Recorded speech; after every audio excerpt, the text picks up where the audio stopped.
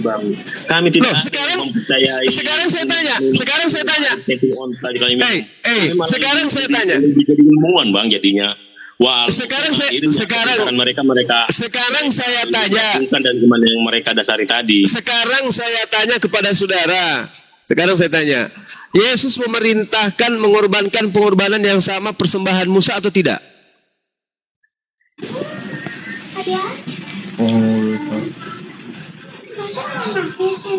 Meow. Saya belum bisa jawab itu Bang, karena belum semua aku pelajarin Bang. Ya berarti Anda belum layak diskusi dengan saya. Udah yang lain silakan maju. Oh ya sudah. Berarti kick aja saya Bang, nggak apa-apa. Turun aja sendiri, turun aja sendiri, nggak apa-apa. Turun sendiri boleh.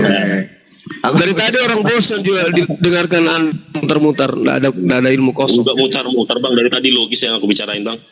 Mana ada logis? Sudah jelas-jelas dalil di dalam kitabnya orang Yahudi kasih kepada Tuhan itu mentaati, mempraktekkan perintah-perintahnya. Anda mengatakan tidak lagi, nggak ada ritual. Mengatakan hukum yang sama dengan itu yang equal. Kasihlah sesama manusia seperti dirimu sendiri. Dengarkan saya. Kasih itu seperti apa? Kasih itu seperti apa menurut saudara? Hah? Mengelus-elusnya gitu. Ada 9 buah kaci. Masa saya capek kan abang yang terus utak-atik Alkitab. Dengarkan. Kasih itu seperti apa? Tadi ulangan 6 itu. Dengarkan. Tadi ulangan 6 itu kasih kepada manusia itu adalah mengajarkan anak keturunan untuk tetap setia melaksanakan perintah-perintah Tuhan. Itu yang dimaksud kasih.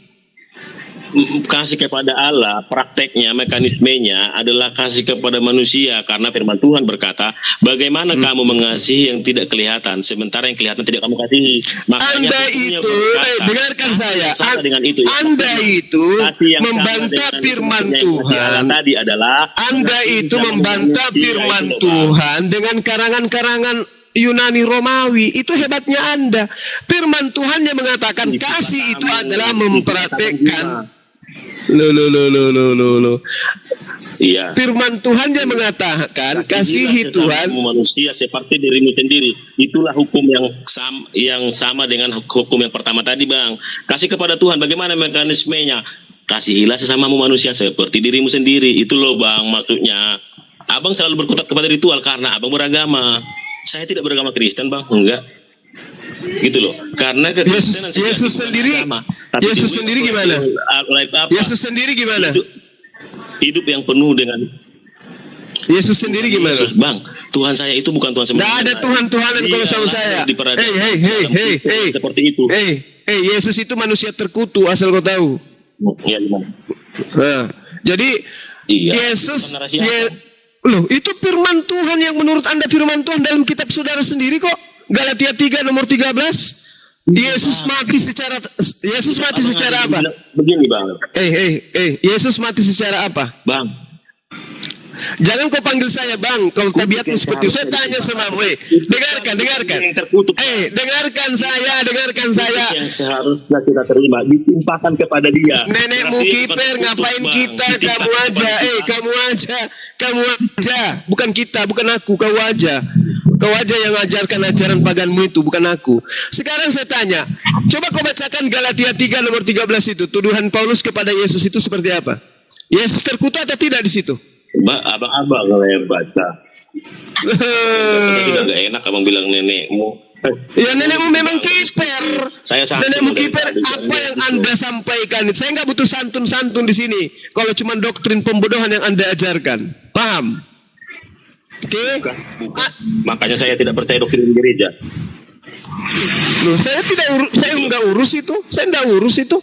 Itu bukan urusan saya. Mau Anda percaya mau tidak percaya. Saya doktrin. Emang saya percaya gereja enggak? Nah ini doktrinmu, ini doktrinmu barusan. Ini doktrinmu barusan mengatakan bahwa tidak ada lagi ritual. Kasih itu bukan ritual. Masalahnya, dengarkan. Masalahnya kau membantah firman Tuhan dengan karangan-karangan manusia. Kau membantah firman Tuhan dengan karangan manusia. Firman yang aku yang mana yang kau katakan? Yang mana kau sebut firman? Yang mana? Yang mana yang kau sebut firman? Perkataan Paulus. Firman Tuhan, Bang. Iya, perkataan Paulus juga firman Tuhan. Nenekmu kiper. Kalau ada orang bang tadinya pembunuh, sekarang tidak pembunuh lagi, lalu mengajarkan firman Tuhan, itu firman Tuhan bang. Kecuali tadinya dia baik-baik, akhirnya menjadi pembunuh, pemerkosa, akhirnya dia menjadi kawin banyak, nah, itu saya ragukan dari Tuhan bang. Begitu aja sih bang, simple. Malam Bu Derni. Saya keluar dulu ya. Oh iya. Malam. Oh iya. Bang Paulus, selamat malam Bang Paulus. Bang Paulus. Loh, kok pada munggil semua? Enggak. Enggak, ini lagi Bang Juma kena repot. Wah, lalap. Kok ada tangan-tangan jahil ya? Biasa Ibu Derni. Itu Padahal masalah enak ini. diskusinya. Iya, bentar. Bang Paulus, selamat malam. Lu buka dong mute-nya. Bang Paulus. Minta naik kok nggak ngomong. Bentar Guruda pakai akun yang lain. Bentar ya Bunda. Oke.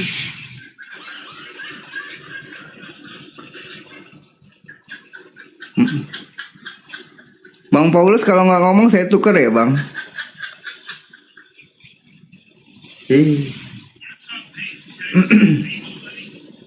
Iya, Bang Paulus. Cek Bang? gitu dong. Lu mana? Terlip ini. Kena report. Ya, ntar gue kena repot itu Ustadz. Nanti balik lagi. Oke.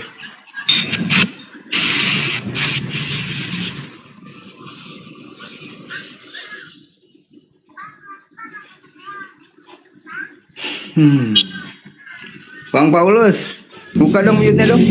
Soalnya yang di bawah ngantri juga nih. Kalau nggak ngomong saya turunin nih.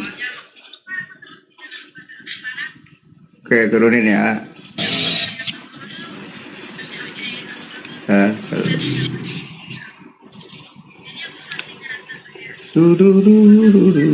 Ada abang aku.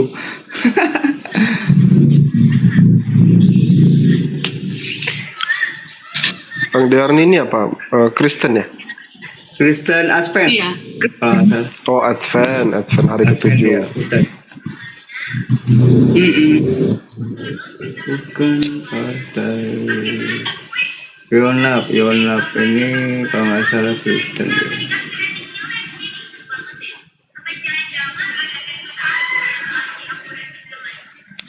Malam Bang Yonal. Malam. Abang Protestan apa Katolik Bang? Mau Bang? Kristen yang jelas. Oh iya, oke. Bentar ya.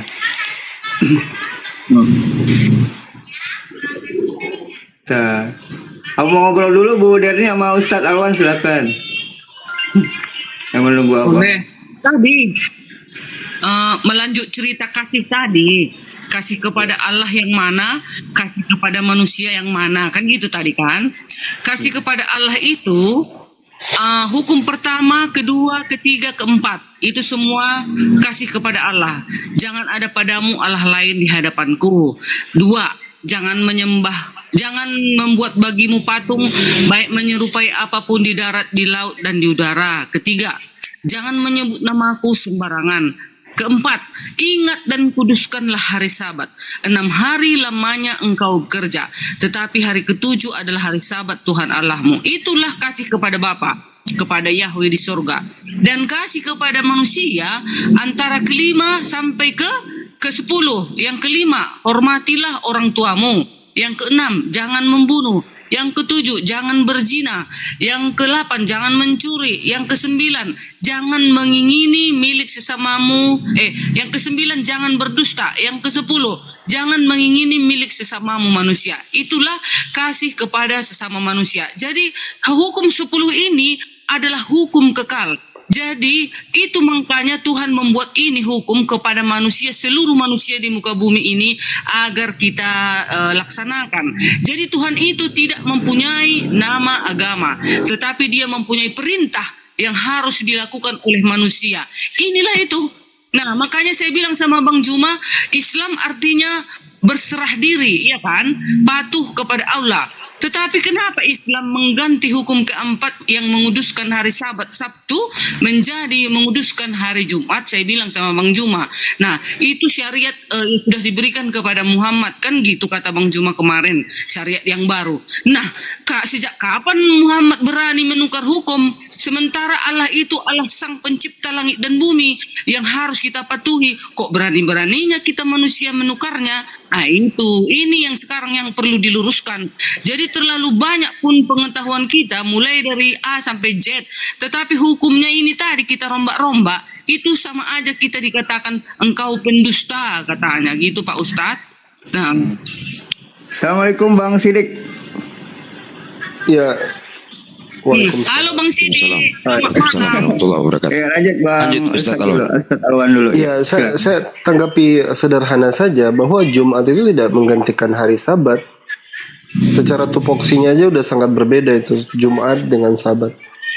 Dalam Islam itu hari-hari itu sangat mulia dalam Islam itu. Jumat itu salah satu hari raya dalam Islam.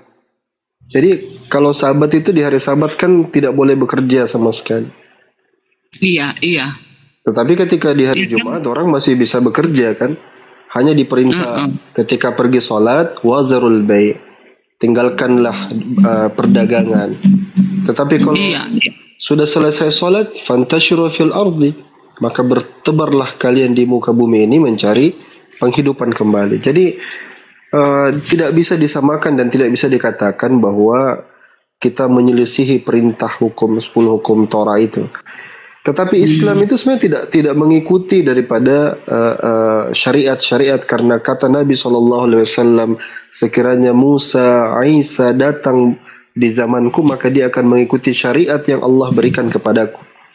Yang pertanyaan saya justru begini, dari tadi kita bicara kasih tadi, yang orang itu bicarakan kasih kan. Ketika kita berbicara kasih, apa kasih yang pertama yang Isa atau Yesus katakan itu? Ya, kasihilah Tuhan Allahmu. Bagaimana cara mengasihi Tuhan? Jangan ada padamu Allah lain di hadapanku. Di terjemahan LAI yang terbaru adalah jangan ada ilah lain atau Tuhan yang lain. Nah, sekarang saya tanyakan sama Ibu, misalnya kayak gini. Ketika Yesus itu dianggap ilah, bisa nggak saya bilang dia ilah lain selain pada Bapa? Gini, Yesus itu sewaktu di bumi dia tidak ilah loh. Di bumi dia manusia. Memang nggak apa-apa kita berulang-ulang, sudah semenjak aku masuk room ini selalunya itu kita ulang-ulang. Memang harus diulang-ulang karena manusia sering lupa kan gitu kan. Nah, Yesus itu di bumi tidak ilah, dia manusia daging. Tuhan itu menjadi manusia daging, bukan manusia menjadi Tuhan, ya. Tapi roh kalem dan firman Tuhan itu, roh kalem dan firman Allah itu, roh kalem dan firman Yahweh itu menjadi manusia turun ke bumi. Itulah Yesus melalui perawan Maria. Itu dia. Oke, ini jawaban baru lagi nih. Berarti dia bukan 100% Tuhan, bukan 100% manusia. Di bumi dia 100% manusia, tetapi 100% Allah itulah nanti menjadi roh kemuliaan dia di sorga gitu. Enggak, pertanyaan saya ketika di bumi bukan di sorga nanti. Iya, ketika di bumi dia 100% manusia Pak. Bukan 100% Tuhan. Enggak lah, kalau 100% Tuhan, masa bisa dia disalib? Mana ada yang bisa melawan Tuhan? Coba, kan bodoh mengatakan. Advent ini terima doktrin Trinitas tidak Advent? Terima Pak, terima. Trinitas Ibu itu Allah Bapa, Allah Roh, Allah Bapa, Allah Anak, Allah Roh Kudus. Allah Bapa itu dia tetap Allah Bapa itu dia tetap keberadaannya di surga. Iya kan? Ibu pernah dengar kesatuan hipostatik tidak? Union hipostatik. Aku nggak hanya dengar Trinitas ini aja. Aku juga ilmunya belum mendalam kali. Di sini problemnya. Di sini masalahnya. Ketika banyak orang Kristen mengatakan dia Trinitas, tapi dia tidak paham konsep Trinitas, dia tidak tahu doktrin Trinitas. Dia tidak tahu doktrin yang dibangun oleh konsili-konsili Bapak Gereja. Ketika Pak, saya ini tanya- Pak, yang saya tahu Trinitas, Allah Bapa itu Allah yang di surga, dia tetap keberadaannya di surga. Allah Anak itulah Trinitas. Yesus yang turun ke bumi. Yang Roh Gini. Kudus itu, Kudus itu itulah yang menyertai manusia di sepanjang hidupnya. Begini. Ya ini yang saya sering repot dan kami Muslim sering repot berhadapan dengan teman-teman Kristen adalah ketika mereka mengarang bebas doktrin keimanan mereka gitu. Ketika Ibu mengatakan bahwasanya Yesus itu 100% manusia, tidak ada Tuhannya sama sekali, maka itu sudah lantas menyelisihi daripada doktrin yang diajarkan oleh gereja sendiri gitu. Jadi saya mau bilang bagaimana, Ibu pulang dulu belajar dulu doktrin gereja atau gimana? Belajar dulu tentang Trinitas atau Bang Yona gimana? mau ngomong, mau nambahin kalian kan? Iya, silakan.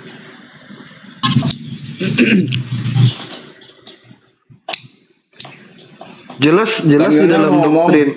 Silakan gantian. Ya, jelas di dalam doktrin gereja mereka berkeyakinan dengan union hipostatik. Bahwa Yesus itu punya 100% unsur ketuhanan ketika dia di bumi. Dan itu tidak akan terpisah, tidak mungkin terpisah unsur ketuhanan itu daripada Yesus itu sendiri. Jadi ketika Ibu datang mengatakan, oh tidak, Yesus itu 100% manusia, Tuhannya nanti ketika di surga, nanti ketika di Yerusalem baru, di sana baru ada ketuhanan Yesus, itu juga doktrin yang aneh menurut saya lagi. Tidak pernah dikenal bahkan. Ya, maka Tapi gini Pak, kalau 100% dia Tuhan, kalau ada orang melawan Tuhan, bisa kalah Tuhan daripada manusia, itu sangat mengherankan. Menarik. Justru disitulah menarik. Justru disitulah saya ingin mengajak Ibu untuk mendalami itu, memikirkan itu. Makanya Islam itu mengatakan bahwasanya Yesus itu sepenuhnya 100% manusia ketika di bumi ini. Itu sama dengan Islam. Kita tidak meyakini dia punya sedikit pun unsur ketuhanan. Karena secara logika benar Ibu. Bagaimana bisa dia lari berdoa sejadi-jadinya di Taman Getsemani, minta penghiburan malaikat, minta sahabat-sahabatnya berjaga, bahkan dia kecewa ketika ada sahabatnya yang tertidur. Iya kan? Kemudian dia mengatakan lepaskan. Tunggu. Sifat keallahannya pun ada loh Pak di bumi. Bisa dia menghidupkan orang mati. Berarti saya tanya lagi sekarang. Yesus itu 100% manusia di bumi atau ada Tuhannya juga? Ada persen Tuhannya juga? Kalau ku bilang nanti Tuhan Pak, masa kalah Tuhan dengan manusia, bisa disalib dia? Itu pula. Mana ada yang bisa melawan Tuhan? Tuhan itu kan Allah Maha Besar, Allah Maha Kuasa. Kalau kalah dia, aduh, nggak mungkin lah Tuhan jadi kutuhankan dia, kan gitu. Iya, sekarang saya tanyakan ke Ibu berarti ketika yang benar berarti yang mana yang benar? Yesus itu punya natur Tuhan apa tidak? Ada natur Tuhannya, tapi kan tidak sewaktu dia menjadi manusia tidak Tuhan dia Pak, tetapi sifat keilahiannya ada. Itulah waktu dia bisa berapa persen sifat ketuhanannya?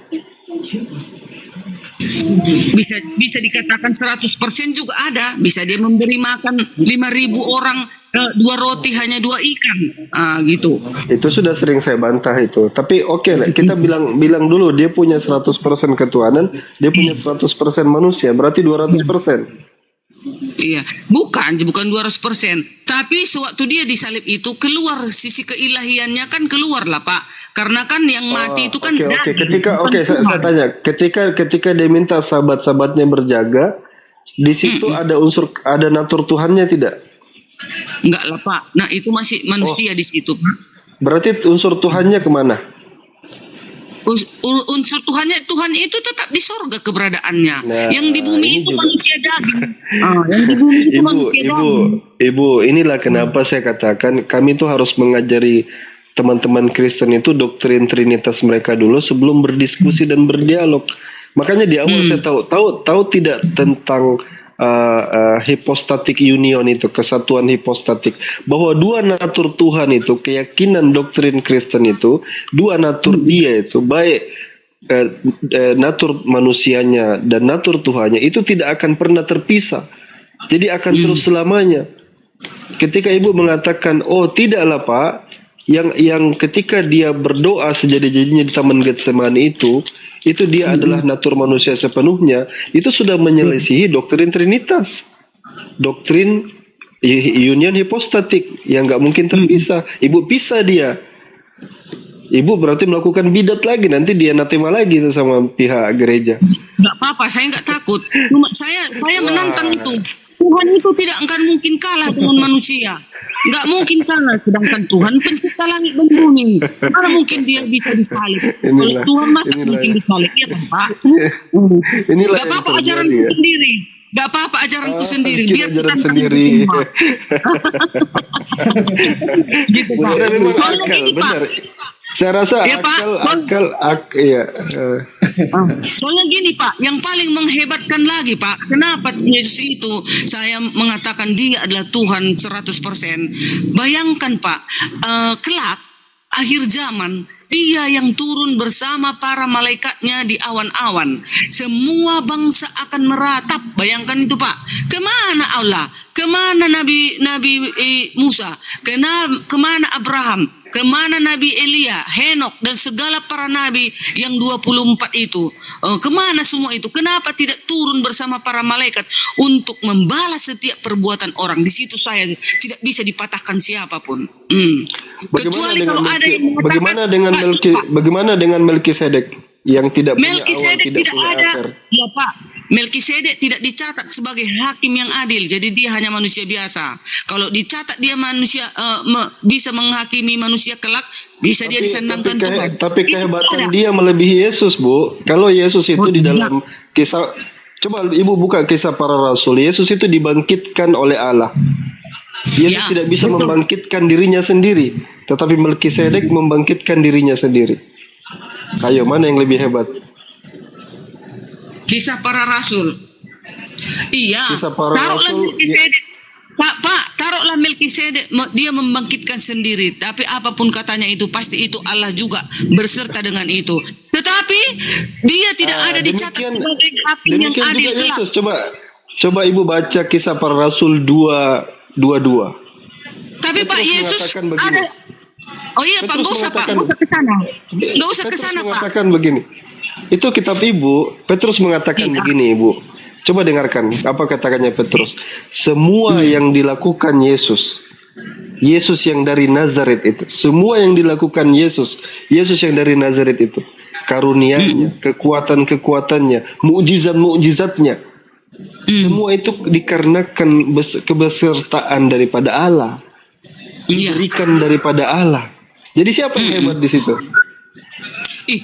Emangnya Melkisedek ada dicatat berkuasa di surga dan di bumi dan di surga? Saya katakan kisah para rasul. Makanya ketika Yesus tidak tahu tentang pohon ara, Yesus tidak tahu tentang hari kiamat. Iya kan? Yesus Pak, tahu Yesus hari kiamat. Memang ada ditulis di dalam Alkitab. Anak tidak tahu, hanya Bapa. Makanya Yesus yang turun. Berarti kan tahu di hari kiamat. Dialah Bapa itu. Dia yang turun. Gak ada Allah lain yang turun. Gak ada para nabi yang turun. Hanya Yesus. Ada ayatnya. Matius 16 ayat 27. Ada ayatnya. Turun sebagai manusia, Bu. Kau udah jelas. Berapa kali dibahas manusia. Iya, karena dia dilahirkan sebagai manusia, diangkat sebagai manusia, turun pula sebagai manusia pula. Mana dia Allah di situ? Gak ada. Mana Allah itu? Kemana para nabi? Saya kenapa tanya Ibu mengatakan bahwasanya turun sebagai Allah, ternyata faktanya tidak. Turun sebagai manusia.